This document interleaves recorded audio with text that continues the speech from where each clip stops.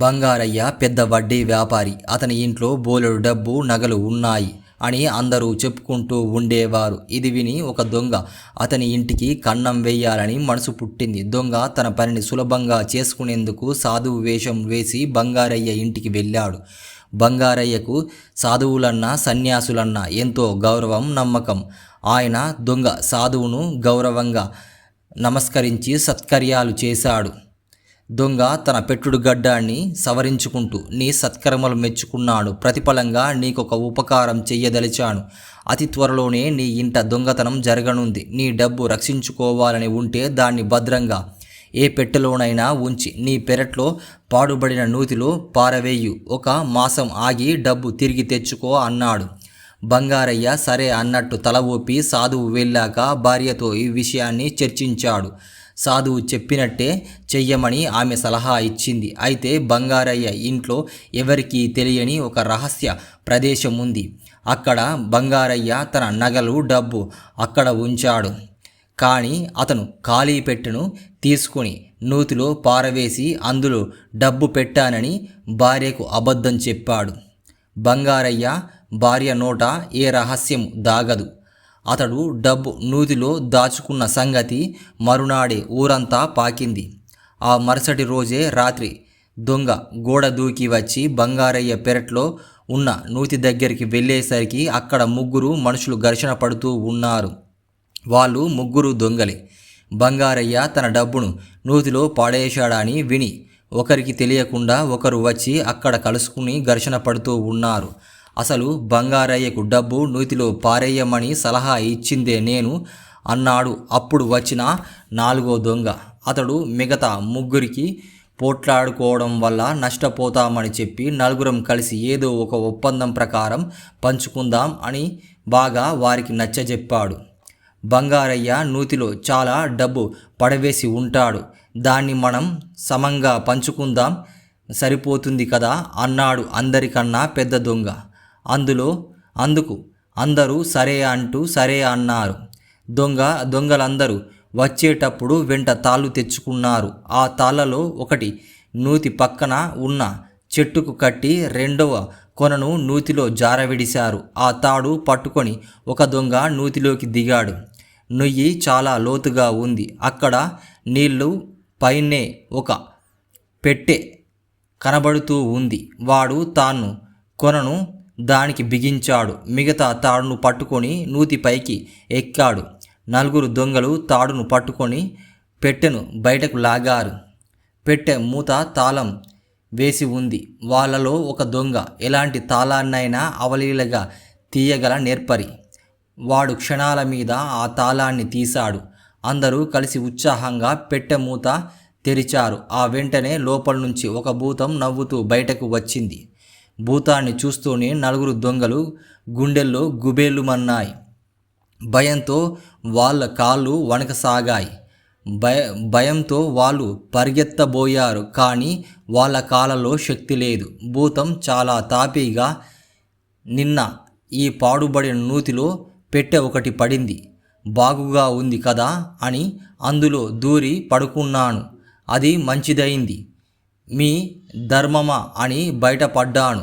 మీరు నాకు మంచి ఉపకారం చేశారు, ప్రత్యుపకారం చేస్తాను, కోరుకోండి అంది దొంగలకేసి ఆప్యాయంగా చూస్తూ భూతం.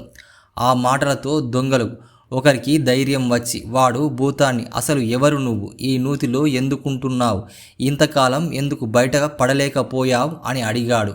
అలా ప్రశ్నించిన దొంగకేసి భూతం నవ్వుతూ చూస్తే, అదంతా ఒక పెద్ద కథ, 4 మాటల్లో చెప్తాను. బంగారయ్య తాత రోజుల్లో మేము అతడికి పొరిగింటి వాళ్ళము. మా తాత ఈ నూతిలో నిధి దాచడం అని పుకార్లు పుట్టాయి.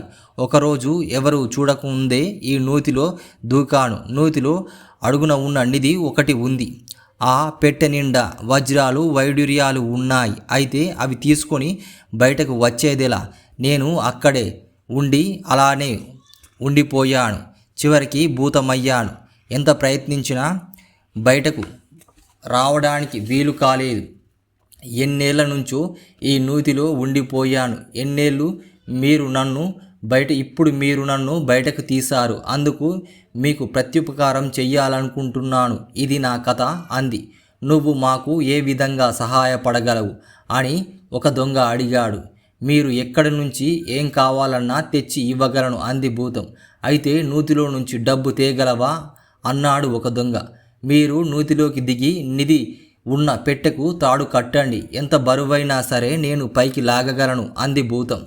ఆ నిధి మాట నిజమే కాదో తెలుసుకోవడానికి ఒక దొంగ నూతిలో దిగి నీళ్ళలో మునిగి వెతికాడు.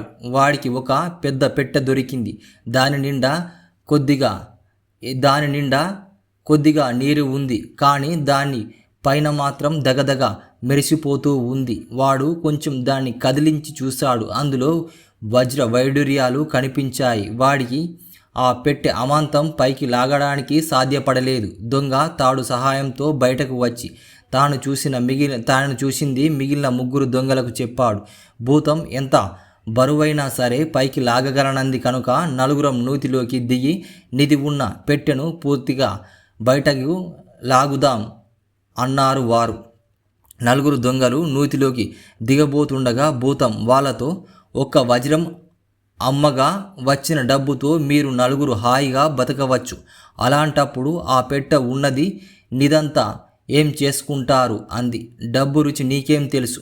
దాన్ని అలా చూస్తూ యుగాలు క్షణాలుగా గడిపేయవచ్చు అన్నారు దొంగలు.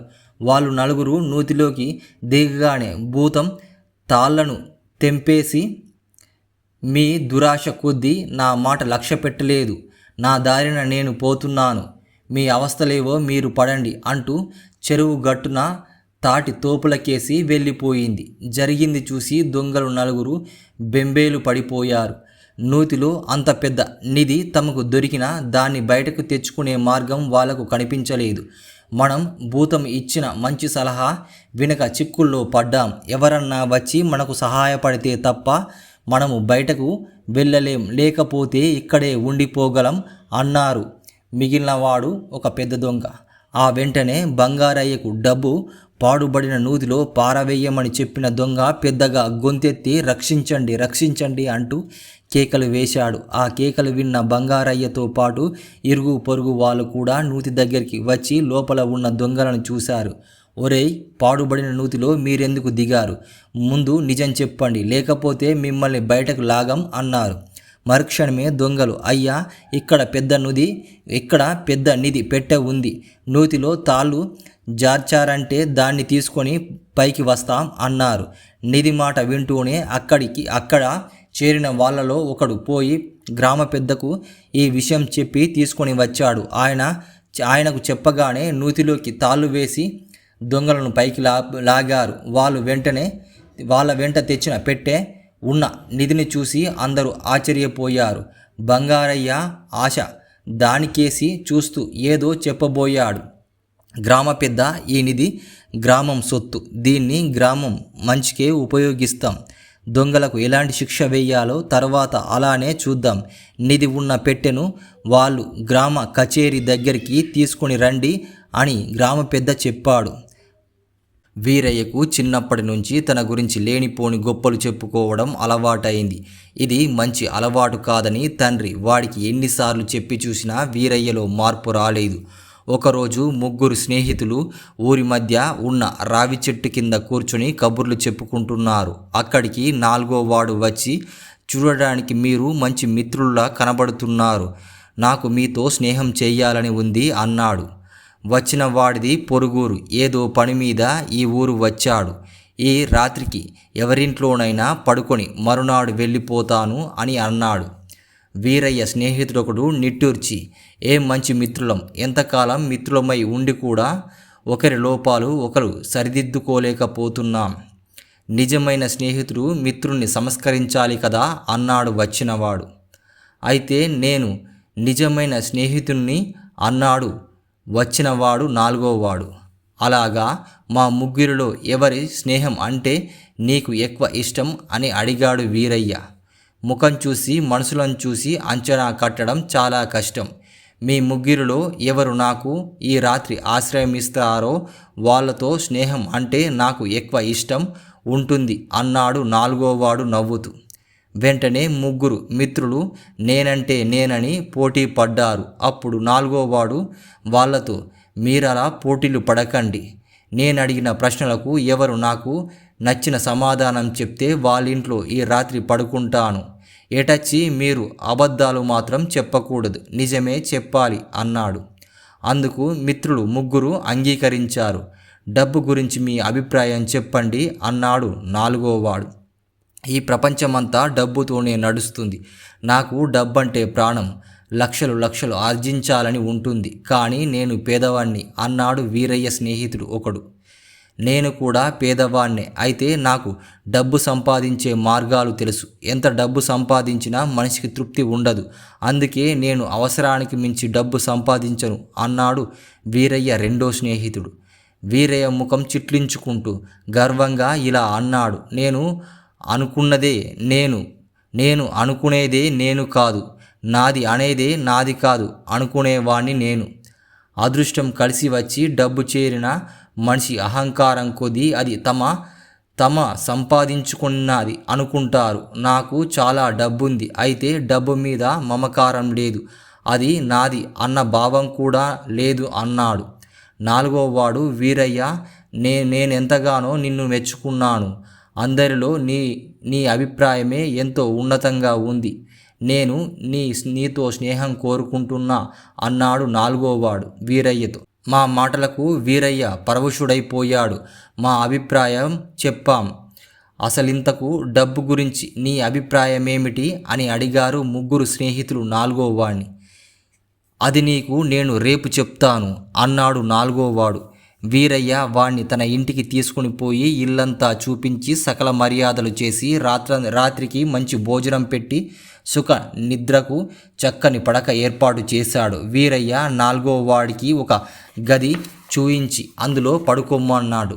తెల్లవారి లేచి చూస్తే వీరయ్యకు గదిలో నాలుగోవాడు కనిపించలేదు. తనకంటే ముందే లేచి పెరట్లో బావి దగ్గర స్నానం చేస్తున్నాడేమో అని వీరయ్య అక్కడికి వెళ్ళి చూశాడు. తర్వాత ఇంట్లో అందరినీ అడిగాడు. ఎవరు వాణ్ణి చూడలేదన్నారు. అంటే నాలుగోవాడు ఎప్పుడో ఒక రాత్రి వేళ లేచి తనకు చెప్పకుండా వెళ్ళిపోయాడన్నమాట. ఈ అనుమానం రాగానే వీరయ్య గుండె గుబేల్మంది. వాడు దొంగేమో అన్న శంకం కూడా కలిగింది. వెంటనే వీరయ్య తన గదిలోకి పోయి పెట్టె తెరిచి చూశాడు. అందులో ఉండవలసిన 1000 వరహాలు, బంగారు మురుగులు, గొలుసులు కనిపించలేదు. కానీ పెట్టెలో చీటీ ఒకటి ఉంది. మిత్రమా, నాకు డబ్బంటే ప్రాణం కాదు, కానీ డబ్బెంతో అవసరం. డబ్బు సంపాదించే మార్గాలు కూడా నాకు తెలుసు. అయినా నాకు ఎవరిని నొప్పించడం ఇష్టం లేదు. అందువల్లనే సాధారణంగా దొంగతనాలు చెయ్యను. డబ్బంటే మమకారం లేని నీలాంటి మిత్రుడు దొరకడం నా అదృష్టం. నాలుగోవాడు ఆ చీటిలో రాసి అక్కడ పెట్టి వెళ్ళాడు. అది వీరయ్య చూసి దాన్ని గ్రహించి డబ్బు పోయిన సంగతి వాడు ఇంట్లో చెప్పలేదు. ఆ చిట్టి తన మిత్రులకు చూపించి జరిగింది చెప్పి కన్నీళ్లు పెట్టుకున్నాడు. నీకు నాది అన్న మమకారం లేదు కదా, పోయిన డబ్బు గురించి బాధపడకు అన్నాడు వీరయ్య మిత్రుడు. ఎందుకు నన్నింకా ఉడికిస్తారు, జన్మలో ఇలాంటి గొప్పలు చెప్పుకోను అన్నాడు వీరయ్య. ఆ మాట మీద నువ్వు నిలబడితే ఆ నాలుగోవాడు నిజంగా నీకు మంచి మిత్రుడు, నీ లోపాలను ప్రక్షాళన చేశాడు అన్నాడు వీరయ్య మిత్రుడు. మిత్రుడి మాటలతో సంతోషించాలో దుఃఖపడాలో వీరయ్యకు అర్థం కాలేదు. భూపతి పెద్ద రెడ్డిగారి ఇంట పాలేరు పనిచేస్తూ ఉండేవాడు. రెడ్డిగారి ఇంటి వెనక ఉన్న పాకలో ఉండేవాడు. వాడిది చక్కని కంఠం, పదాలు పాడుకుంటూ పనిచేసేవాడు. రెడ్డిగారి భార్య ఒకసారి వాడికి అన్నం పెడుతూ, ఎన్నాళ్ళు ఇలా ఒంటరిగా ఉంటావురా, ఎక్కడన్నా మంచి పిల్లను చూసి పెళ్లి చేసుకో అని సలహా ఇచ్చింది. భూపతి చాలా కాలంగా పెళ్లి ఆలోచన ఉంది, కానీ పెళ్లి ప్రయత్నం చేసే తీరిక లేదు. అందుచేత వాడు ఆమెతో అయ్యగారితో చెప్పి 1 వారం రోజుల పాటు సెలవు ఇప్పించండి, పెళ్లి చేసుకొని వస్తా అన్నాడు. రెడ్డిగారు వాణ్ణి సెలవు ఇచ్చారు. భూపతి 4 గ్రామాల్లో తిరిగి చక్కని పిల్లను చూసి పెళ్ళాడాడు. తన వెంట తెచ్చుకున్నాడు. ఆ పిల్ల పేరు చంద్రకళ. అంతా ఆమెను కళ అని పిలిచేవారు. కళకు పెద్ద పాండిత్యం లేకపోయినా జానపద ధోరణిలో గేయాలు రాసి నేర్పుతో వాటిని పాడుతూ ఉండేది. ఎండ కాసిన, వాన కురిసిన, మేఘాలు ఉరిమిన మెరిసిన, పెళ్ళిళ్ళు అయినా, పండుగలు వచ్చిన కళ పాటలు రాసేది. ఆ పాటలు వినసొంపుగా సున్నిత భావాలతో పాడుతూ ఉండేది. రెడ్డిగారి భార్య కళ అంటే చాలా అభిమానం ఆమెకు. పైపెచ్చు కళ రాసిన పాటలు వినడం ఆమెకు గొప్ప సరదా. కళ కూడా తాను ఏ పాట రాసినా ముందుగా రెడ్డిగారి భార్యకు వినిపించేది. కళ చాలా చక్కగా పాటలు రాస్తుందని ఆవిడ ప్రచారం కూడా చేసింది. కళకు అభిమానులు చుట్టుపక్కల చాలామంది ఏర్పడ్డారు. ఇది చూసి భూపతి స్నేహితుడు అసూయతో కుమిలిపోయాడు. వాడి భార్య గురించి ఎవరూ చెప్పుకునేవారు లేరు. వాడు ఒకరోజు భూపతితో, నీ పెళ్ళాం పాటలు పద్యాలు రాస్తుంది కదరా, నువ్వు నీ డొక్కకొస్తే ఒక అక్షరం ముక్క రానివాడివి కదా, నీ పెళ్ళాన్ని అలా గాలికి వదిలేస్తే నిన్ను మనిషి కింద చూస్తుందా? పాచి పనులు చేసుకుని బతకవలసిన మనిషి పాటలు రాయడం, 10 మందికి వినిపించడం ఇదంతా పరువు మాలిన పని కదట్రా, కాస్త అదుపులో ఉంచు, పాటలు పాడడం తగ్గించుకోమని చెప్పు. త్వరలోనే నీ పెళ్ళం నీ నెత్తికి ఎక్కుతుంది, తర్వాత నీ ఇష్టం అని హెచ్చరించాడు. తన స్నేహితుడు తన మంచి కోరే ఆ మాటలు చెప్పాడని, అందులో చాలా నిజం ఉందని భూపతికి తోసింది. వాడు ఇంటికి వెళ్ళేసరికి కాకతాళీయంగా కళ ఏదో పాట రాస్తుంది.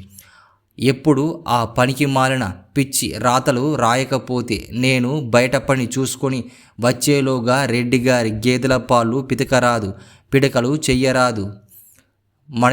మనమేమైనా పని పాట లేకుండా కూర్చొని ఉండేవాళ్ళమా? రెక్కాడితే కానీ డొక్కాడదు మనకు అన్నాడు భూపతి భార్యతో.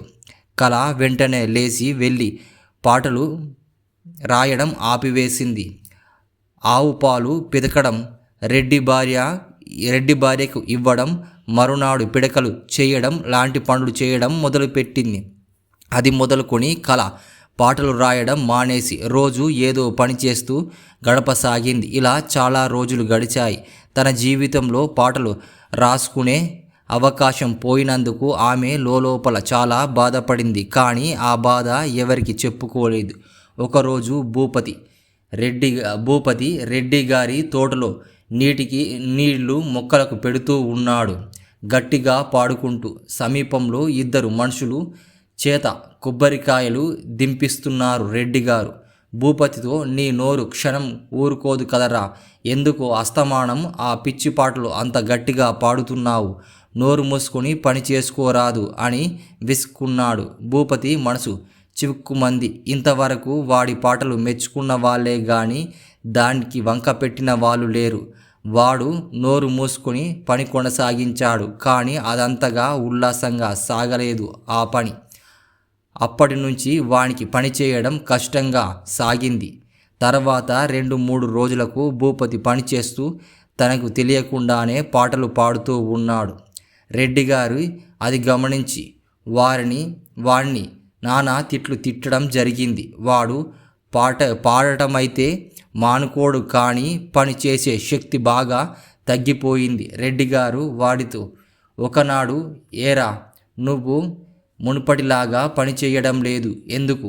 ఉద్యోగం మానాలనుకుంటున్నావా ఏం అని అడిగాడు. నన్ను పాడవద్దన్నారు కదా, పాడకుండా నాకు పని సాగదు, నన్ను పంపివేయండి, పాడుకుంటూ పనిచేసే చోటే కుదురుతాను అన్నాడు భూపతి. రెడ్డిగారు నవ్వి, మరి నీ పెళ్ళాం నీలాంటి మనిషే కదరా, అది పని చెయ్యనందా, దానిచేత పాటలు రాయడం ఎందుకు మానిపించావు?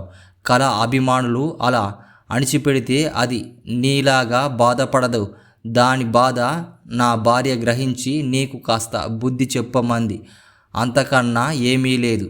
సంగతేమిటో అర్థమైందా? ఇక వెళ్ళి పని చేసుకో, పాడుకో. నీ భార్యను పని చేసుకోవడంతో పాటు పాటలు కూడా రాసుకోమని చెప్పు అన్నాడు.